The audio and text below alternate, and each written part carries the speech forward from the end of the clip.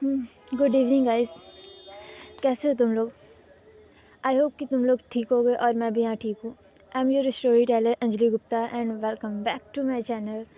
सो अभी तुम लोग को बैकग्राउंड में थोड़ा सा कुछ पूजा का आवाज़ सुनाई दे रहा होगा। मंदिर में यहाँ पूजा हो रहा है, तो प्लीज़ उसे इग्नोर करो और मेरी स्टोरी और वॉइस पे ध्यान दो। सिर्फ तुम, जिसका नाम है स्टोरी का। तो लास्ट पार्ट में हमने देखा था कि आद्या के पापा उसे पीजी ड्रॉप कर देते हैं और आद्या थोड़ी सी इमोशनल होती है अपने पापा से दूर होकर के, क्योंकि उसके पापा उसे छोड़ करके वापस अपने घर जा रहे थे। एंड आद्या की एक रूममेट भी होती है जिसका नाम होता है रिया, और वो उसे कंसोल करती है। फिर नेक्स्ट डे दोनों साथ में कॉलेज आते हैं, जहाँ कॉलेज में पूरा रैगिंग का माहौल हो रखा था। और रिया उसे बताती है कि यहाँ हर जगह रैगिंग हो रही है। तभी आद्या को कोई लड़की बुलाती है, कोई सीनियर, और दोनों उसके पास जाते हैं जहाँ पे इशिता दोनों का वो सीनियर इशिता होती है, जिस और जो उसे बुलाती है वो इशिता की फ्रेंड होती है। जहाँ इशिता दोनों का इंट्रो लेती है, रिया का इंट्रो हो जाता है और आद्या अपना इंट्रो देती है। तभी इशिता उसे बीच में रोकते हुए कुछ डेयर देने का बोलती है। तो अब आगे तो इशिता आद्या को बोलती है कि तुम्हें वो टीचर दिख रही है पीछे से आते हुए। आद्या अपना फेस टर्न करती है और पीछे मुड़ के देखती है, और सब देखते हैं कि वो टीचर कोई टीचर है जो साड़ी पहने हुए आराम से कॉलेज के अंदर एंटर कर रही है, जिसे इशिता के फ्रेंड्स भी देखते हैं। रितु रितु बोलती, oh no Ananya ma'am, no way Ishita, no way. Ishita एक डेविल स्माइल देती है, मतलब कि जैसे कि पता चल रहा हो कि वो क्या कराना चाहती है आद्या से। इशिता कुछ आगे बोलती नहीं, वो अंकित की तरफ देखती है और बोलती है कि अंकित, तुझे सौम्या ने सुबह एक रोज़ दिया था ना प्रपोज़ करने के लिए? हाँ। अंकित बोलता है, हाँ दिया था। तो इशिता बोलती है, वो रोज़ देना तो ज़रा। अंकित पूछता है, पर क्यों? इशिता बोलती है, ज़्यादा दिमाग मत चला, सिंपल से रोज़ दे, समझा? अंकित अपना एक वियर्ड सा फेस बनाता है और अपने बैग से वो रोज़ निकाल के इशिता के हाथों में दे देता है। इशिता वो रोज़ लेती है और आद्या की तरफ देखते हुए बोलती है, तो मिस ऋषिकेश, तुम्हें करना कुछ नहीं है, ज़्यादा हार्ड नहीं है, बट एक डेयर है। तुम्हें ये रोज़ लेना है, और वो मैम जो आगे से आते हुए दिख रही है, जिनका नाम अनन्या मैम है, उनके सामने जाकर के तुम्हें कुछ बातें बोलनी है। तुम्हें बोलना है कि मैम, आप बहुत घटिया पढ़ाती हो, आपके जैसा टीचिंग मैटर मैंने आज तक नहीं देखा। आपका पढ़ाया हुआ किसी को घंटा समझ नहीं आता है। आपको बच्चों को नहीं, पागलों को पढ़ाना चाहिए, क्योंकि उन्हें ही आपकी बातें समझ आएगी। You are the worst teacher ever. And इतना कह के तुम्हें उन्हें एक रोज़ देना है, ओके मिस आद्या? आद्या तो ये सुन करके हक्का बक्का ही रह जाती कि क्या, मैम को ये सब कहना और साथ में रोज़ भी देना है? Oh no.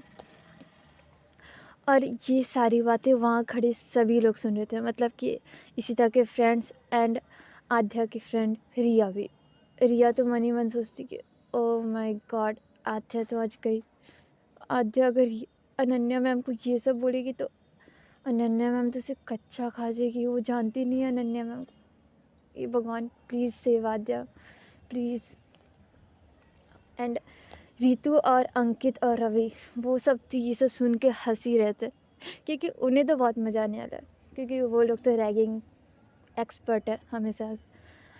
आद्या अपना सर ऊपर करके इशिता को देखती है और अपना सर नाम हिलाती है। बोलती है, मैम बट मैं ये कैसे कर सकती हूँ? वो तो टीचर है ना, अगर मैंने उन्हें ये सब कहा तो वो पक्का मुझे कॉलेज से निकलवा देगी। मैम प्लीज़ ये नहीं होगा। मैम आप मुझे कुछ और दे दो, मैं डांस कर सकती हूँ, मैं गाना गा सकती हूँ, प्लीज़ आप कुछ और दे दो मैम, प्लीज़ मेरे से नहीं होगा। इशिता उसकी बात सुनती है और बोलती, अच्छा। इशिता थोड़ी सी उसके और करीब आती है और उसका हाथ पकड़ती और उसके हाथ में वो रोज़ थमा देती है और उसे ऊपर से नीचे तक देखती है। आद्या काफ़ी डरी हुई थी। और वो डरते हुए क्यूट भी काफ़ी लग रही थी। आज आद्या ने एक लाइट पिंक कलर का शॉर्ट कुर्ती पहन रखा था और नीचे एक लाइट कलर का ही प्लाजो था और उसके ओपन हेयर थे और वो काफ़ी प्यारी लग रही थी। और उसने चश्मा भी लगा रखा था, जैसे मैंने तुम लोग को बताया था वो कभी कभी लगाती थी, तो आज उसने लगा रखा था। इशिता उसे देखती है और इशिता को बिल्कुल पसंद नहीं कि उसे कोई कभी भी मना करे, क्योंकि उसका रौब चलता है यार पूरा कॉलेज में और उसे आद्या मना कर रही है। उसे नहीं बात। वो आद्या का हाथ पकड़ती है और ज़ोर से पकड़ती है, ऐसा नहीं कि प्यार से पकड़ती, उसे समझाने के लिए, बिल्कुल नहीं। वो आद्या का हाथ ज़ोर से पकड़ती है और उससे बोलती है, मैं तुम्हें रिक्वेस्ट नहीं कर रही, ऑर्डर दे रही हूँ, समझी? और इशिता सिंह की बात इस कॉलेज में कोई मना नहीं करता और तुम्हें ये डेयर करना ही है। नहीं तो अगर तुमने करने से मना किया या फिर इस डेयर को बीच में छोड़ के भागने की कोशिश की ना, तो मुझसे तुम्हें कोई नहीं बचा सकता, क्योंकि आखिर तुम्हें रहना तो इसी कॉलेज में है ना। तो समझ जाना तुम्हारी क्या हालत होगी। मैं तुम्हें कॉलेज से नहीं निकलाऊंगी, पर तुम्हारा जीना हराम कर दूंगी इस कॉलेज में। और ये कहते हुए इशिता उसके पूरे आँखों में देख रही थी, वो भी गुस्से से।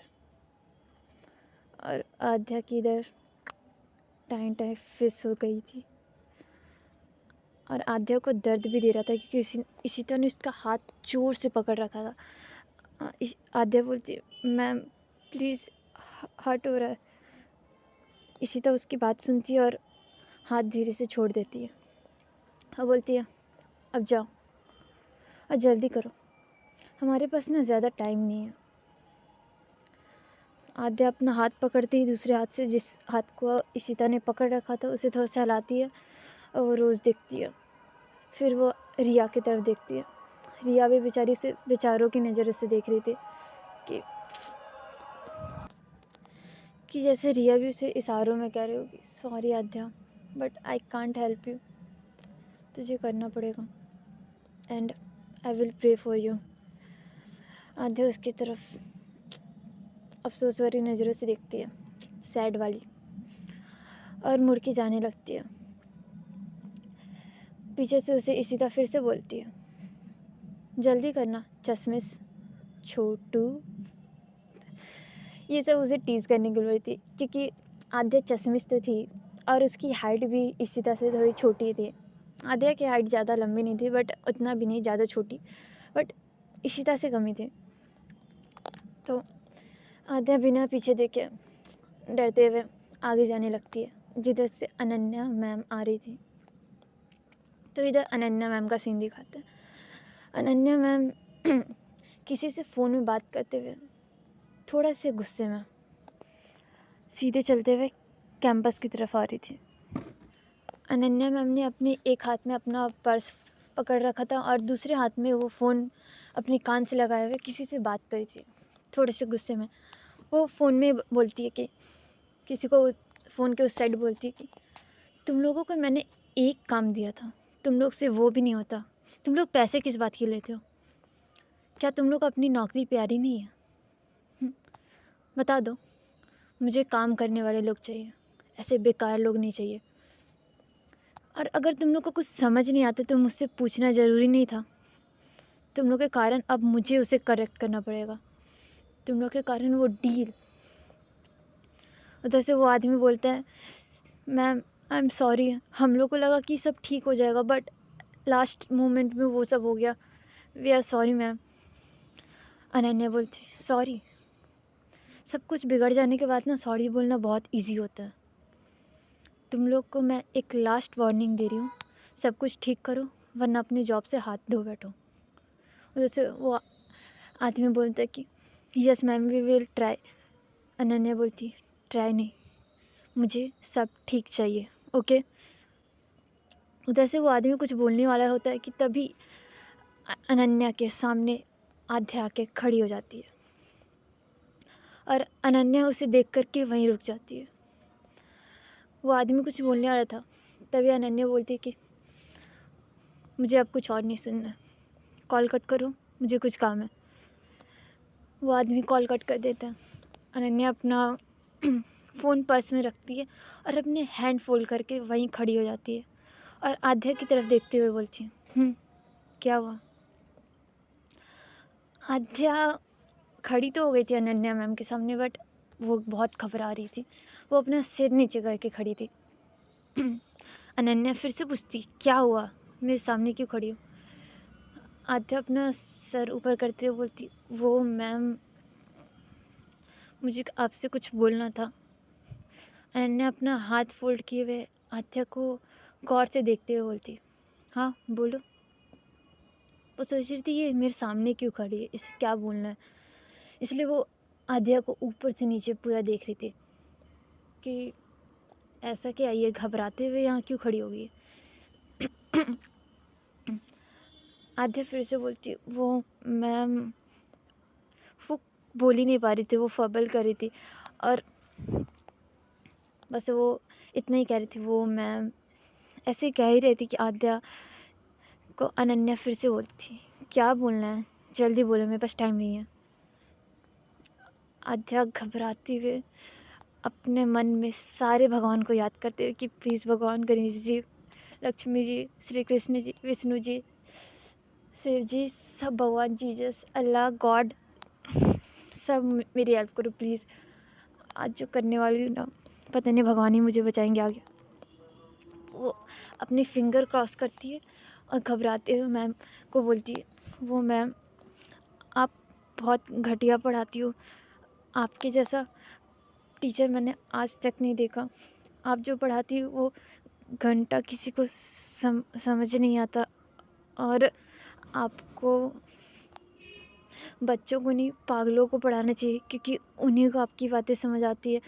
You are the worst teacher ever. और ये सब आध्या बहुत ज़्यादा, मतलब कसम से बहुत ज़्यादा घबराती हुई बोल रही थी। उसके पूरे हाथ पैर काँप रहे थे, मतलब कि नहीं, ऐसे डर के मारे इंसान का पूरा बॉडी सिविर करता है, आध्या का भी सिविर कर रहा था। और उसने अपने दोनों हाथ पीछे फोल्ड करके रखे थे क्योंकि उसके हाथ में रोज़ भी था, तो वो रोज़ को पीछे पकड़ के रखी हुई थी और ज़ोर से अपने हाथों को पकड़ के रखी हुई थी एक दूसरे के साथ। और वो अनन्या से आई कांटेक्ट नहीं करती, वो बस अपना सिर नीचे करके ये सारी बातें बोल रही थी। मतलब कि पूरा सिर नीचे की है नहीं, बट अनन्या से आई कांटेक्ट नहीं था। अनन्या ये सारी बातें सुनती और उसका गुस्से से पारा हाय, क्योंकि कोई भी स्टूडेंट अचानक से किसी प्रोफेसर को आके ये सारी बातें करेगा, वो भी उसके टीचिंग को लेके, तो तुम समझ जाओ ये तो स्टोरी है, रियल लाइफ में तो इससे भी भयंकर होगा। टीचर इतना भी नहीं सुनेगा, तुम समझ रहे हो, वही तुम्हारा एंड हो जाएगा। अनन्या ये सारे चीज़ सुनती है और अपने हाथ जोर से फोल्ड किए हुए आध्या की तरफ छोटी छोटी आंखें करके गुस्से से देखते हुए बोलती है, ये क्या बकवास है, हाँ ये क्या बोले जा रही हो तुम? आध्या बोलती है, वो मैम, अनन्या उसे कुछ बोलने नहीं देती, बोलती, मैंने पूछा ये क्या बकवास है। और इस बार अनन्या का वॉइस काफ़ी लाउड था। इतना लाउड वॉइस सुन के, मतलब कि इतने गुस्से में और लाउड वॉइस सुन के आध्या डर के मारे उसकी टाइम टाइम फेस हो जाती है। मतलब कि नहीं, किसी की ज़ोर से आवाज़ सुन के तुम थोड़ा सा हिल जाते हो, काँप जाते हो, वैसे ही था, आध्या काँप गई थी।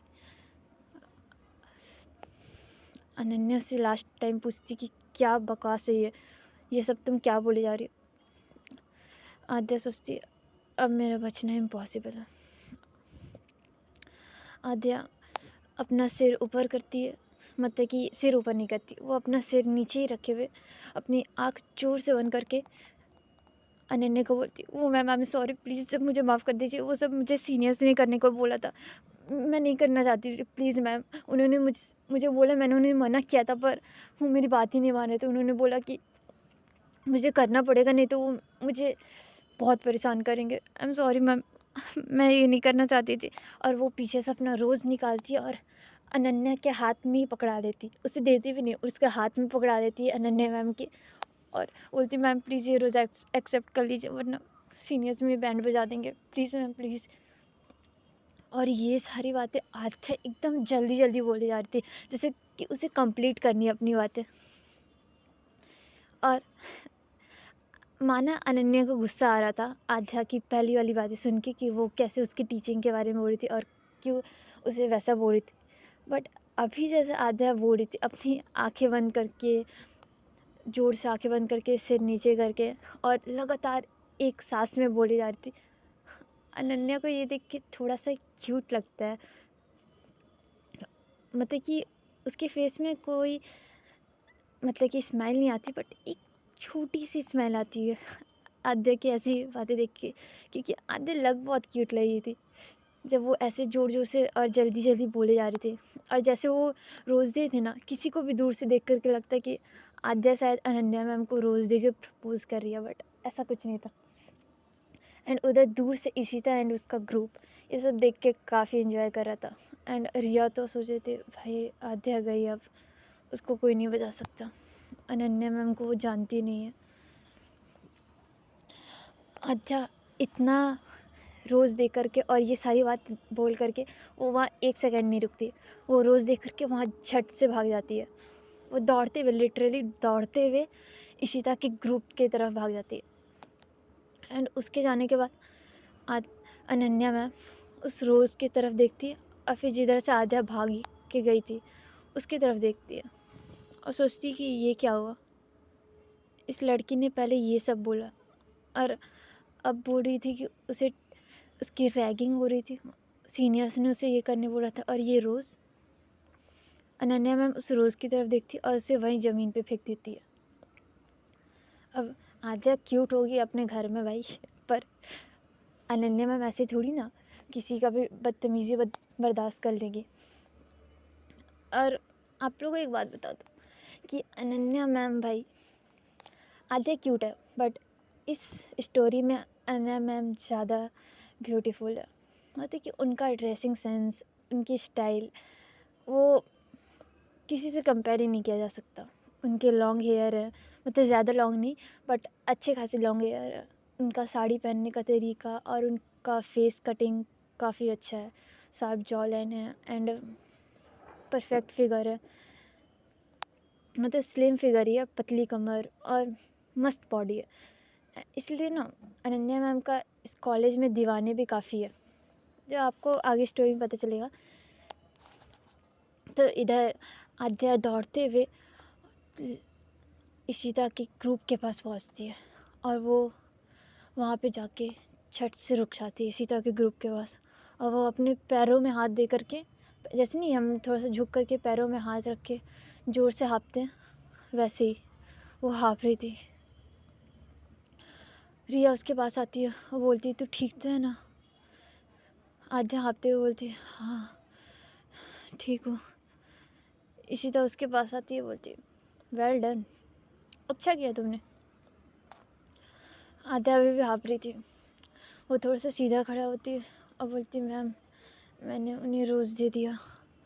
आद्या बोलती है, इशिता बोलती है गुड, मैंने देखा, काफ़ी अच्छा था, तुम ऋषिकेश वालों के पास डेयर था।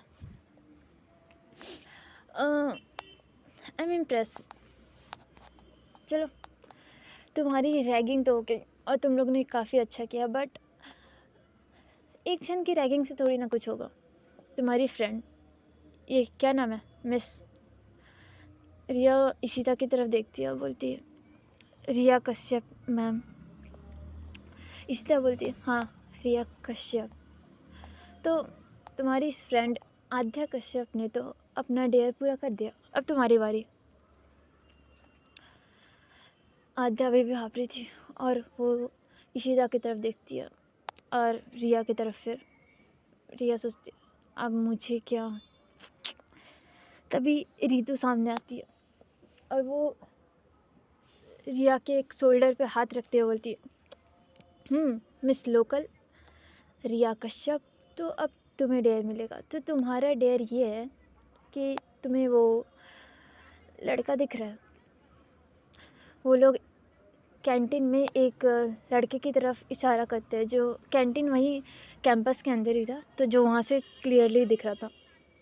वहाँ पे एक लड़का, वो सीनियर था, वो तुम बोल सकते हो वो 3rd ईयर का सीनियर था।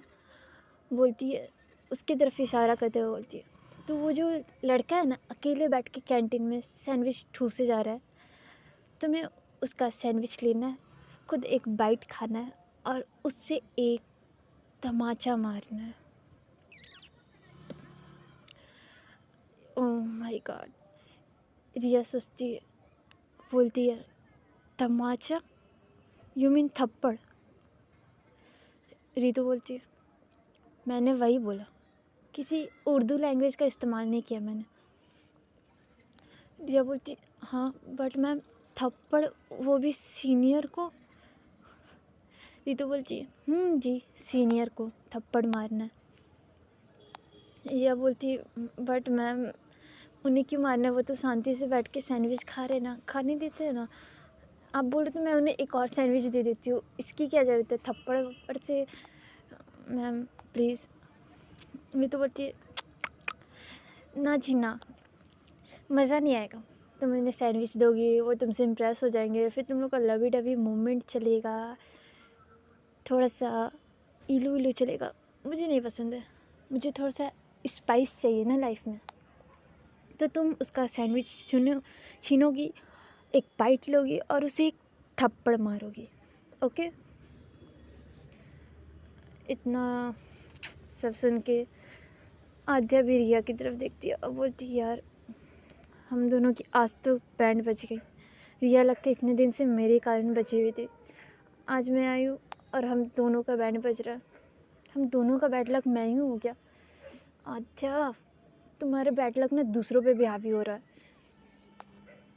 एंड सब वहाँ पे अंकित, रवि और इशिता ये सारी बातें सुन के सब एंजॉय कर ही रहे थे कि तभी पीछे से किसी की आवाज़ आती है और कोई बोलता है, अच्छा तो यहाँ पे क्या चल रहा है गाइस? सब पीछे मुड़ के देखते हैं और सब शॉक, क्योंकि पीछे और कोई नहीं, अनन्या कपूर, यस अनन्या मैम थी। सब शॉक कि मैम यहाँ कैसे आ गई। अनन्या थोड़ा सा आगे आती है और बोलती कि अच्छा तो तुम लोग यहाँ सबकी रैगिंग ले रहे हो, मतलब तुम लोग सुधरोगे नहीं ना। वो इशिता के सामने आती है और बोलती है, तो तुम लोग को वैसे भी पहले भी कंप्लेन आ चुका है तुम लोग का, और तुम लोग के बारे में प्रिंसिपल ने भी बता चुका है, पर तुम लोग ने इस बार ना गलती कर दी, मेरे साथ अनन्या के साथ प्रैंक किया। तुम लोग को पता नहीं है ना कि तुम लोग यहाँ पे रैगिंग करते थे, बच जाते थे, पर इस बार तुम लोग ने गलत इंसान के साथ प्रैंक कर दिया। पीछे रितु, अंकित, रवि, उन लोग तीनों का तो दिमागी काम नहीं कर रहा था कि अनन्या मैम यहाँ कैसे आ गई, इन्हें पता कैसे चला कि हम लोग यहाँ हैं और जूनियर्स की रैगिंग हो रही है।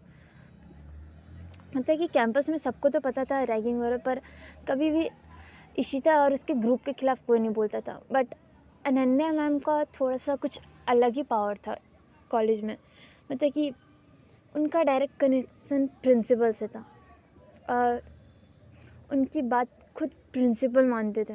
अब इसके पीछे का रीज़न किसी को पता नहीं है, इसलिए कभी इशिता का ग्रुप भी अनन्या मैम से डायरेक्ट जल्दी पंगा नहीं लेता था, बट आज उन लोगों ने पंगा ले लिया था।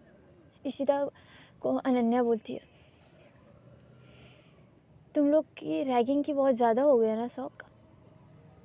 तुम लोग को पहले भी प्रिंसिपल ने वार्न किया था कि ragging is ban in this campus, but you guys still doing this, same on you guys. कोई बात नहीं, तुम लोग 15 मिनट में प्रिंसिपल कैबिन में मिलो मुझे, तुम लोग चारों।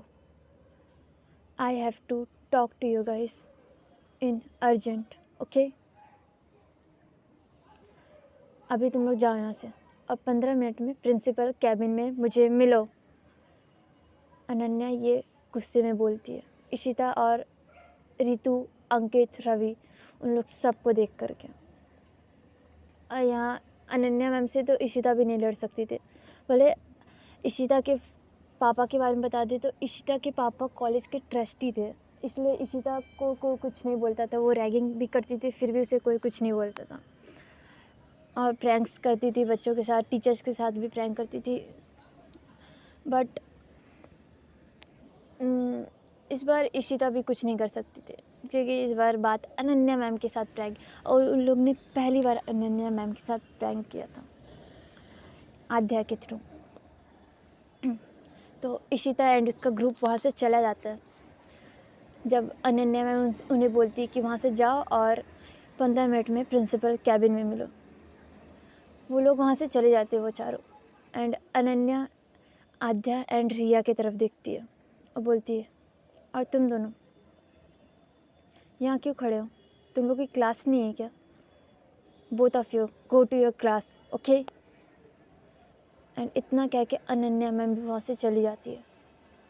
और रिया आध्या का हाथ पकड़ के बोलती, चल बहन हम लोग दोनों बच गए, मतलब कि तू नहीं पर मैं बच गई।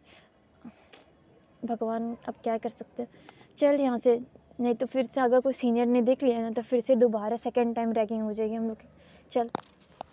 एंड इतना कह के रिया आध्या का हाथ पकड़ के उसे मतलब कि खींचते हुए क्लास की तरफ ले जाती है। और वो लोग दोनों क्लास में पहुंच जाते हैं। एंड इधर जैसे आध्या और रिया क्लास में पहुंचते तो क्लास में भी कोई टीचर आए नहीं हुए थे। तो क्लास में सारे बच्चे इधर उधर बिखरे हुए थे, नहीं जैसे टीचर नहीं होते तो सब बच्चे टीचर की कुर्सी में जाके बैठ जाते हैं, या फिर कोई स्टेज में चढ़ करके बात करने लगता है, कुछ बोर्ड में कुछ लिखने लगता है, और कोई एक पूरे बेंच में झुंड बना करके खड़े हो जाते हैं और गॉसिप करते हैं।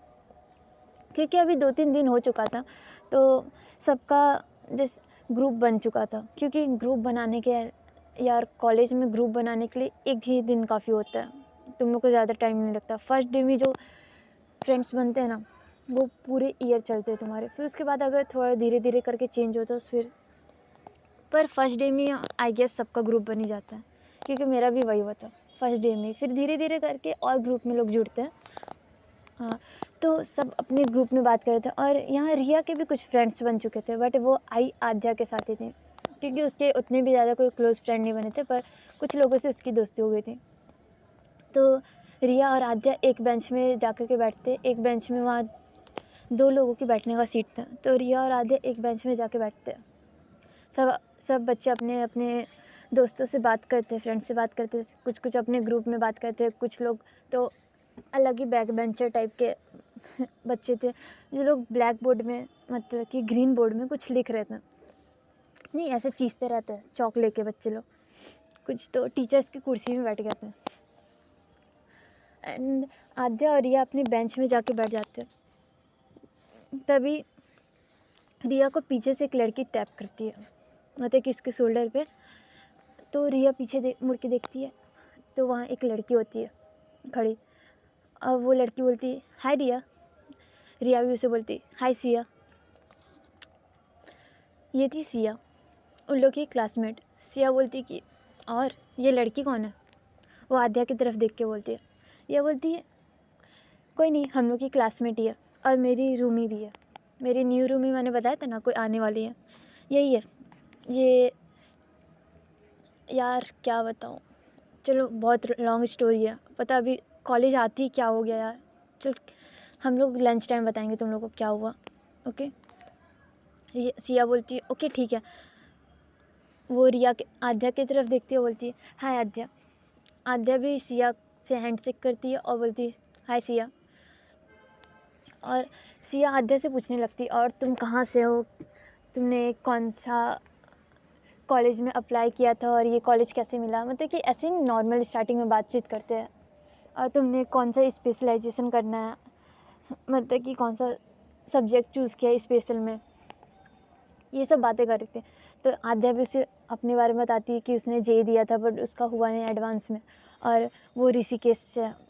सिया भी बोलती है, वाह ऋषिकेश, वाह यार बहुत अच्छा जगह है, मैंने सुना वहाँ पे एडवेंचर बहुत होता है, राफ्टिंग होता है। ये आध्या ये सुनती है, बोलती प्लीज़ यार मत बात कर, आई नो ऋषिकेश बहुत एडवेंचरस प्लेस है, और जिसके कारण मेरा अभी अभी कांड हो चुका है।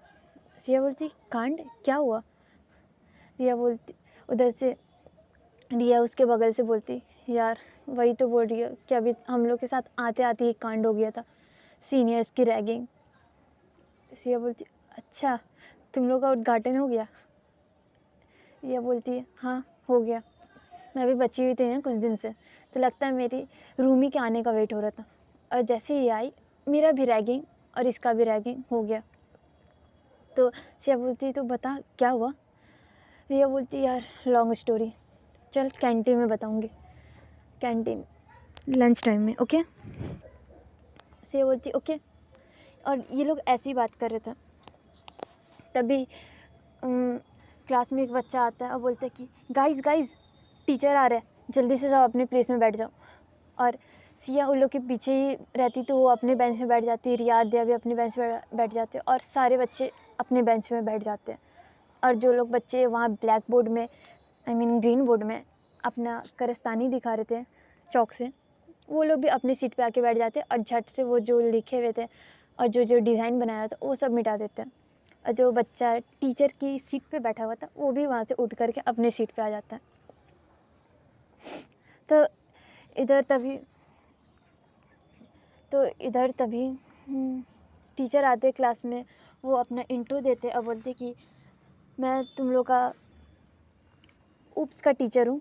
हाँ, तुम लोग अगर सीएसई ब्रांच में होगे तो तुम लोग को, अगर तुम लोग सीएसई ब्रांच क्या बोल रही हो, सीएसई में तो मैथ ही डिप्लोमा मैंने किया, तो तुम लोग अगर कॉलेज में तुम लोग ने इंजीनियर जो भी होंगे या फिर बीटेक या फिर टेक वाले जो भी होंगे बच्चे, अगर मेरे लिसनर्स, तो तुम लोग को पता होगा उप्स एक सब्जेक्ट होता है टेक डिपार्टमेंट में सीएसई में।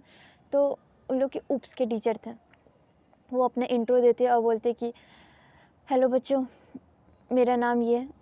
उनका नाम नहीं बताती क्योंकि ये कुछ स्पेशल कैरेक्टर नहीं है, उनका नाम कुछ था, वो अपना नाम बताते, अपना इंट्रो देते हैं, बोलते कि मेरा ये उप्स का सब्जेक्ट है और मैं तुम लोग को ये पढ़ाने वाला हूँ ये दिन में, क्योंकि हफ्ते में 7 दिन, मतलब कि 6 दिन नहीं पढ़ाई होता है कोई भी सब्जेक्ट, वो डिवाइड होता है कुछ कुछ दिन में।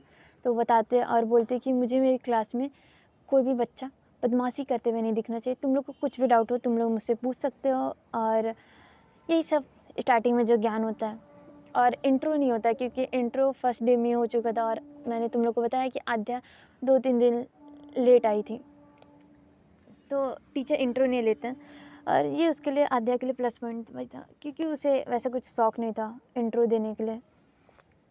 तो इधर उन लोग की क्लास चलती है, और इधर तभी हमें दूसरी साइड प्रिंसिपल कैबिन का, मतलब प्रिंसिपल रूम का सीन दिखाया जाता है, जहाँ प्रिंसिपल रूम में प्रिंसिपल सर, मतलब कि प्रिंसिपल एक आदमी था, मतलब कि तुम बोल सकते हो वो एक ज़्यादा बुज़ुर्ग आदमी बोल सकते हैं कि उनका एज होगा 40 to 50 के बीच में। वो प्रिंसिपल सर अपने चेयर पे बैठे हुए थे, और उनके बगल वाली चेयर पे ही अनन्या मैम पूरे अपने फुल एटीट्यूड के साथ बैठी हुई थी। उन्होंने अपने हैंड फोल्ड कर रखे थे, पैर के ऊपर पैर चढ़ा रखा था, मतलब कि साड़ी पहन रखी थी पर फिर भी फोल्ड करके पैर, जैसे फुल एटीट्यूड के साथ बैठते हैं कि यार मेरा ही रुतबा है, उस टाइप से बैठी हुई थी। और सामने 4 गुनहगार खड़े थे, तुम लोग तो समझ रहे हो कौन गुनहगार, इशिता, रितु, रिया एंड अंकित। वो सब अपना सिर नीचे करके खड़े थे, और प्रिंसिपल सर बोल रहे थे, उनसे बोलते हैं, सेम ऑन यू गाइस, तुम लोग को बिल्कुल भी रत्ती भर का भी शर्म नहीं है कि इस कॉलेज की हर एक दीवार पे चिपका हुआ है पोस्टर और लिखा हुआ है कि ragging is band in this campus and you guys is still doing this. हाँ, तुम लोग को शर्म आता है? अंकित ऊपर देखता है प्रिंसिपल सर की तरफ और बोलता है, यस सर आती है। तो प्रिंसिपल सर उसकी तरफ देखता है, तो करो ना, फिर शर्म आती है तो उसे रखना है क्या अपने पास? शर्म करो, तुम लोग रैगिंग ले रहे थे सबके सामने, और वो भी टीचर के साथ प्रैंक करते, अन्य मैम के साथ। पहले तुम लोग बाकी टीचर्स के साथ प्रैंक करते थे, पर वो इशिता की तरफ देखते हैं और बोलते हैं, पर इशिता तुम्हारे डैड के कारण, क्योंकि तुम्हारे डैड इस कॉलेज के सो कॉल्ड ट्रस्टी है, तो तुम हर बार बच जाती थी। बट तुम शायद इस बार गलत इंसान के साथ पंगा ले चुकी हो। और तुम लोग को यार थोड़ा सा तो मेंटेन करके रखना चाहिए अपना पोजीशन। तुम लोग स्टूडेंट यूनियन बॉडी के मेंबर्स हो और उसमें भी तुम लोग हेड हो। और Ishita, you are the main head of this council, student body leader, okay. और तुम रैगिंग की मेन कैरेक्टर हो। रैगिंग में हर जगह तुम्हारा सबसे पहले नाम आता है। और इशिता प्रिंसिपल सर की तरफ देखती है थोड़े से वियर्ड नज़रों से, क्योंकि उसके लिए ये सब नॉर्मल था, क्योंकि वो हमेशा रैगिंग करती थी और उसे कुछ होता नहीं था। बट आज उन लोग को प्रिंसिपल कैबिन में बुलाया गया था because of Ananya Kapoor, Ananya ma'am के कारण। तो इशिता को वैसे कुछ फ़र्क नहीं पड़ रहा था, ना ही उसे कोई गिल्ट था रैगिंग लेने का। तो वो अपने आंखें वियर्ड करके छोटे छोटे आंखों से प्रिंसिपल सर की तरफ देखती हैं। और प्रिंसिपल सर अपना बोलना कंटिन्यू ही रखते हैं, बोलते हैं Ishita and you, 4 of you, तुम लोग को शर्म आनी चाहिए। तुम लोग अगर तुम लोग ही रैगिंग लोगे तो बाकी स्टूडेंट क्या सीखेंगे। तुम लोग को रैगिंग कंट्रोल करना था, खुद रैगिंग लेना नहीं था। सो गाइस, आज का एपिसोड यहीं रखते हैं, ख़त्म करते हैं। आगे बताएंगे कि क्या होता है, उन लोग को क्या सज़ा मिलती है। एंड थैंक्स पूरा सुनने के लिए।